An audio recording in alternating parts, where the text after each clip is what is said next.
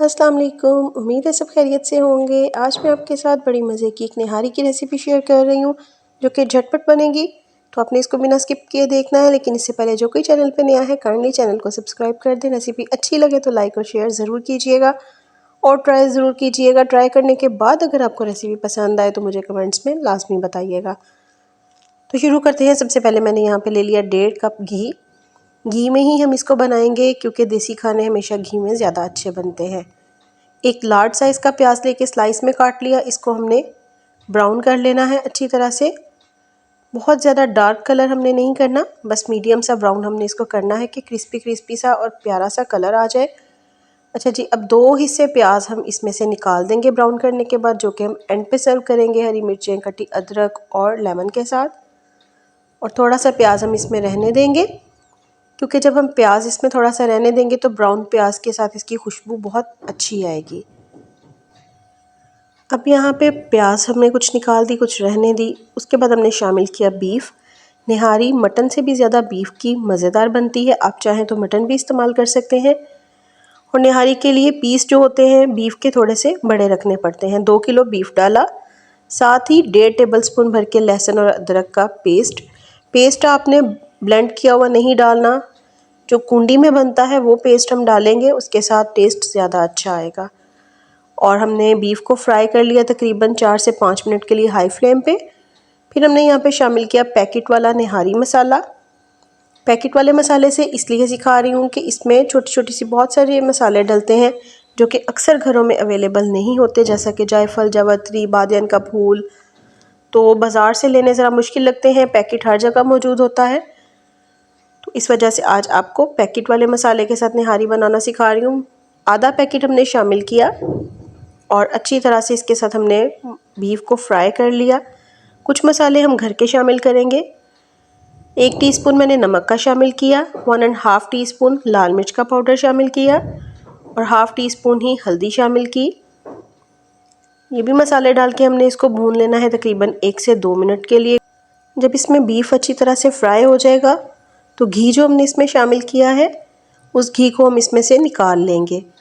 लेकिन मसाले डाल के भूनने के बाद हमने घी निकालना है ताकि खुशबू, कलर और फ्लेवर जो है वो घी में भी आए। तो 1.5 कप हमने इसमें घी का शामिल किया है, जिसमें से 1 कप हम निकाल लेंगे और आधा कप जो है वो हम इसमें रहने देंगे। घी का कलर बहुत अच्छा सा खूबसूरत सा आ गया है। घी मैंने यहाँ पे निकाल लिया है और आधा कप घी जो है वो इसमें रहने दिया है। अब यहाँ पे हमने शामिल कर देना है इसमें पानी। तकरीबन मैंने यहाँ पे 2.5 लीटर पानी शामिल किया है क्योंकि बीफ जो है वो पकने में काफ़ी टाइम लेता है। तो पानी हम इसमें काफ़ी मिकदार में शामिल करेंगे। 2.5 लीटर पानी शामिल करके इसको एक दफ़ा हम अच्छी तरह से मिक्स कर लेंगे। मैं इसको प्रेशर में बना रही हूँ, आप चाहे तो हल्की आग पे वैसे भी रख सकते हैं। लेकिन मिक्स करने के बाद कवर करेंगे, इसको विसल लगाएंगे और इसकी विसल चलने के बाद मैं इसको पकाऊंगी तकरीबन 25 मिनट के लिए। 25 मिनट के बाद हम चेक करेंगे कि गोश्त हमारा जिस तरह का हमें चाहिए उस तरह का टेंडर हो चुका है या नहीं।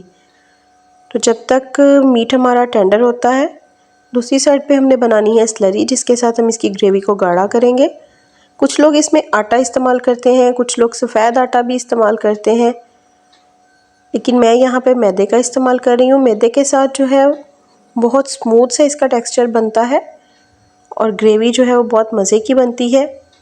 3/4 कप मैदा और 1 कप पानी के साथ मैंने इसको मिक्स करके इसकी स्लरी बना के साइड पे रख ली। 25 मिनट हो चुके थे, विसल मैंने उतारी, आग बंद की और स्टीम निकलने का इंतज़ार किया। उसके बाद हम ढक्कन हटाएंगे और चेक करेंगे। तकरीबन इसमें से 1.5 लीटर के करीब पानी जो है वो खुश्क हो चुका है और माशाल्लाह से बहुत अच्छी खुशबू आ रही है। मीट को हम चेक करेंगे। निहारी का मीट जो होता है वो हमेशा इतना टेंडर होना चाहिए कि देखने में वो पूरे पीसीज हों, लेकिन जैसे ही आप उसको निवाला या चम्मच लगाएं तो वो बिल्कुल मक्खन मलाई की तरह सॉफ्ट और नरम होने चाहिए, लेकिन टूटने नहीं चाहिए। जी, आधा लीटर के करीब मैंने यहाँ पे पानी दोबारा शामिल कर दिया क्योंकि मुझे ग्रेवी जो है वो थोड़ी ज़्यादा चाहिए। तो यहाँ पे नमक मिर्च आपने अपने टेस्ट के मुताबिक चेक कर लेनी है, लेकिन जितनी मैंने ऐड की है मुझे इतनी ही बिल्कुल परफेक्ट लग रही है। अगर कुछ लोग ज़्यादा स्पाइसी खाते हों तो वो थोड़ी सी मिर्च की मिकदार जो है वो बढ़ा सकते हैं। अच्छा जी, हमने स्लरी जो बनाई थी उसमें से मैंने आधी स्लरी शामिल की है। आधी स्लरी शामिल करने के बाद थोड़ा सा मैं इसको मिक्स करूँगी और देखूँगी कि ये कितना थिक हुआ है।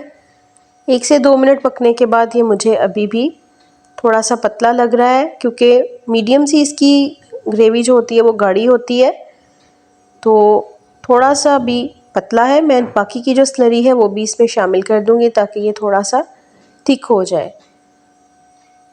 तो 3/4 कप मैदे का जो है वो पूरा इसमें चला गया है, जिसके साथ बड़ी मीडियम सी इसकी कंसिस्टेंसी बनी है। लेकिन जैसे ही आप मैदा वगैरह ऐड करते हैं, जो भी इसमें घी होता है वो बिल्कुल नज़र नहीं आता, ऊपर जज़ब हो जाता है। इसी वजह से घी हमने भुनाई के बाद निकाल लेना है, ताकि जब हम इसको सर्व करें तो इसकी जो तरी है वो हम इसके ऊपर डालें, जिसके साथ खूबसूरती भी आए। और आपको पता है, जब भी सालन के ऊपर घी होता है तो सालन की खुशबू भी बहुत अच्छी हो जाती है और देखने में भी वो बहुत खूबसूरत लगता है। अच्छा जी, निहारी मैंने बनाई थी एक दावत के लिए, जो कि बिल्कुल इस्तेमाल हो गई, बस थोड़ी सी बची है और मुझे इतना टाइम नहीं मिला था कि मैं आपके साथ फ़ौरन से उसको सर्व कर रही थी तो शेयर कर सकूं। तो जो निहारी घर के लिए बचाई थी, उस निहारी को मैंने नेक्स्ट डे गर्म किया है, उसके ऊपर घी डाल रही हूँ और आपको उसकी सर्विंग दिखा रही हूँ। तो अल्लाह का शुक्र है, बहुत मज़े की बनी थी। आप भी इस तरीके से ज़रूर बनाइएगा, बहुत जल्दी बन जाती है।